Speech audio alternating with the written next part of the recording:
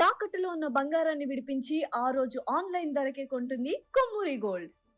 నమస్తే, welcome to Suman TV. నేను పద్మిని. ప్రస్తుతంతో పాటు ప్రముఖ ఆధ్యాత్మికవేత్త, దత్త ఉపాసకురాలు, శ్రీపాద శ్రీవల్లభ దత్తపీఠం వ్యవస్థాపకురాలు శ్రీమతి లతా దత్త గారు మనతో పాటు ఉన్నారు. మాట్లాడదాం. నమస్తే అక్క. నమస్తేరా. అధిక జ్యేష్ఠ మాసం మొదలైపోతుంది అక్క. అధిక జ్యేష్ఠ మాసంలో చాలా విశేషవంతమైనటువంటి తిథులు రాబోతున్నాయి. అందులో ఫస్ట్ వచ్చేదే మంగళవారం చవితి. అంగారక చవితి అనో లేకపోతే భౌమ చతుర్థి అనో పిలుస్తూ ఉంటారు కదా. ఈసారి మృగశీర్ష నక్షత్రంతో కూడా కలిసి వస్తోంది. కుజుడు అసలు అంగారక చతుర్థి మృగశిర నక్షత్రంతో కలిసి వస్తుంది. సో కుజుడికి సంబంధించి డెఫినెట్ గా మనకు అర్థమైపోతుంది. ఇందులోనే కుజుడు రిలేటెడ్ ఇష్యూస్ నుంచి బయటపడాలి అని అంటే యూజ్ చేసుకోవచ్చు. అసలు కుజుడు ఎట్లా ఇబ్బంది పెడతాడు మనకి? అంటే మనం చాలా మంది అంటుంటారు కదా, మనకు జాతకాలు లేవండి, డేట్ ఆఫ్ బర్త్ లేదండి, మరి కుజుడు వల్ల మాకు ఇంపాక్ట్ ఉందా లేదా అనేది. ఇవి జరుగుతున్నాయంటే ఖచ్చితంగా కుజుడు మీకు బ్యాడ్ చేస్తున్నాడు, మాలిఫిక్ అయిపోయి ఉన్నాడు అని చెప్పే విధంగా మీరు మాకు చెప్పండి అక్క. అట్లాగే ఆ రోజున ఎట్లా యూటిలైజ్ చేసుకోవాలో కూడా చెప్పండి. తప్పకుండా పద్మిని. చాలా మంది తల్లిదండ్రులు ఎంతో ఘనంగా ఆడపిల్లలకి పెళ్లి చేసి పంపిస్తారు, వైభోగంగా కోట్లు ఖర్చు పెట్టి, లక్షలు ఖర్చు పెట్టి, నా పిల్ల సుఖంగా సంతోషంగా ఉండాలని. మరి వాళ్ళకి జాతకాలు తెలుస్తాయో, చూపిస్తారో, చూపించరో తెలియదు. ఖచ్చితంగా కుజగ్రహ సమస్య ఉన్న ఆడపిల్లలకి వైవాహిక జీవితంలో సుఖం ఉండదు. అత్తమామల వల్ల, ఆడపడుచుల వల్ల, అలాగే మరుదుల వల్ల కూడా కష్టాలు. భర్త వల్ల కూడా, ఒకవేళ భర్త మంచివాడైతే అత్తమామల నుంచి, ఒకవేళ ఇద్దరు మంచివాళ్ళైతే ఆడపడుచు నుంచి, ఎవరో ఒకరి వల్ల ఆ వైవాహిక జీవితంలో ఆటంకాలు అనేవి ఏర్పడతాయి. రెండోది సంతానం కలగకపోవటానికి కారణం కూడా కుజగ్రహం. అలాగే అన్నదమ్ముల్లో ఆస్తి వివాదాలు చూస్తూ ఉంటాం.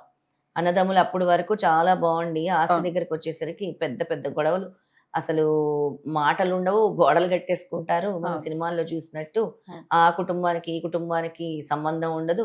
ఒకరి ఇల్లు అయితే ఆశ్చర్యం, కింద పైనే ఉంటారు, మాట్లాడుకోరు. ఏంటి అని అంటే మా బాబాయ్ అంటారు, కానీ మాట్లాడలేవు. అబ్బో, చాలా ఫ్యామిలీస్ లో ఉంటాయి. చాలా ఫ్యామిలీస్ అన్నమాట. మా బాబాయ్ మోసం చేశాడు, మా పెదనాన్నే మోసం చేశాడు, మాకు రానివ్వలేదు, మొత్తం ఆస్తి అంతా అని కూడా. అది ఊరికే ఉంటుందా సాక ఆ పాపం? అసలు చాలా పాపం. అది కుజగ్రహం వల్ల ఏర్పడిన సమస్య.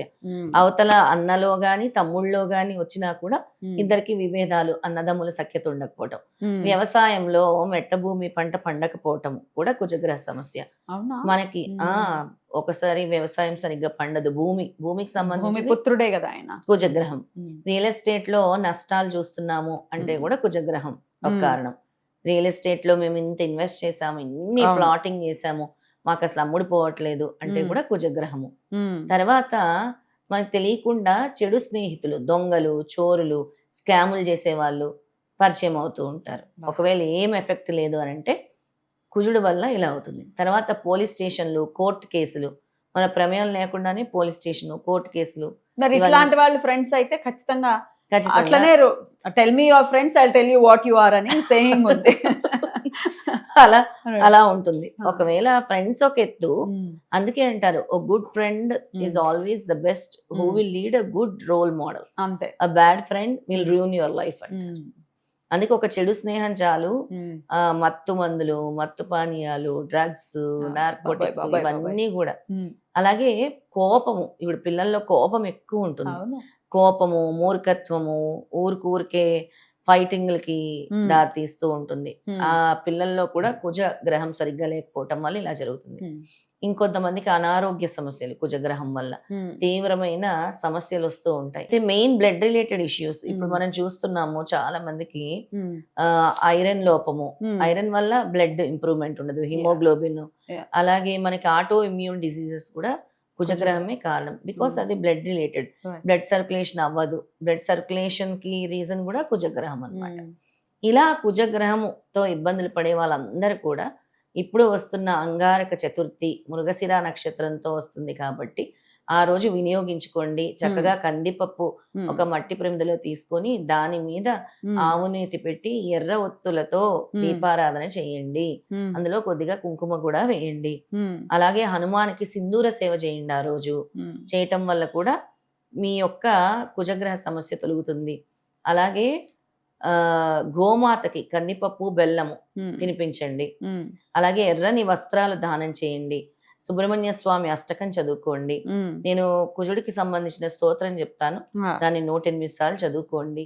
చక్కగా ఇంట్లోనే కూర్చొని దీపం పెట్టుకొని చేసుకోవచ్చు మీరు. దీపం ఏ ఒత్తులతో ఎర్ర ఒత్తులతో దీపము, కొద్దిగా కుంకుమ కూడా వేయండి, అందులో వేసి వెలిగించుకోండి. ఒక ప్రమిదలో కందిపప్పు పెట్టుకోండి, దాని మీద ఆవునేతి దీపం పెట్టి వెలిగించండి, చాలా మంచిది అనమాట. తప్పకుండా తప్పకుండా. దాని తర్వాత తర్వాత కందిపప్పు పక్షులకు వేయాలి. టెర్రస్ మీద Terrace మీద. పావురాలకు కూడా వేయచ్చు. పక్షులు ఏ పక్షులకైనా వేయచ్చు. ఆ స్తోత్రాన్ని ఇప్పుడు చెప్తాను. తప్పకుండా.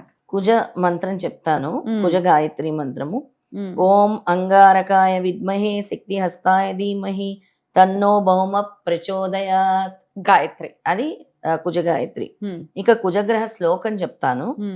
ధరణీ గర్భ సంభూతం విద్యుత్ కాంతి సమప్రభం కుమారం శక్తిహస్తం తం మంగళం ప్రణమామ్యహం. ఇది 108 సార్లు చదువుకొని ఆ రోజు కుజగ్రహాన్ని ధ్యానిస్తే చక్కటి ఫలితాలు కలుగుతాయి.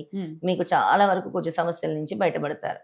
కానీ ఎర్రటి నైవేద్యము అంటే మనము రెడ్ కలర్ నైవేద్యం ఏదైనా అంటే మోతీచూర్ కూడా వస్తుంది. ఆరెంజ్ అది.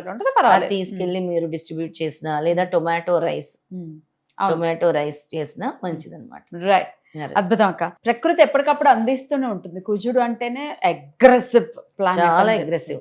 డెఫినెట్ గా దేవతారాధన చెయ్యాలి, ఎంతో కొంత ఆయన శాంతించటం కోసం. అవును. సో ప్రకృతి అందించేటటువంటి ఈ రోజులను వినియోగించుకోవాలని ప్రత్యేకంగా గుర్తు చేయడం కోసమే ఈ వీడియోస్ చేస్తూ ఉన్నాం కాబట్టి. అవును. సో డెఫినెట్ గా అందరూ కూడా యూటిలైజ్ చేసుకోవాలని మనస్ఫూర్తిగా తెలియజేస్తూ చాలా అద్భుతంగా మాకు వివరించారక్క.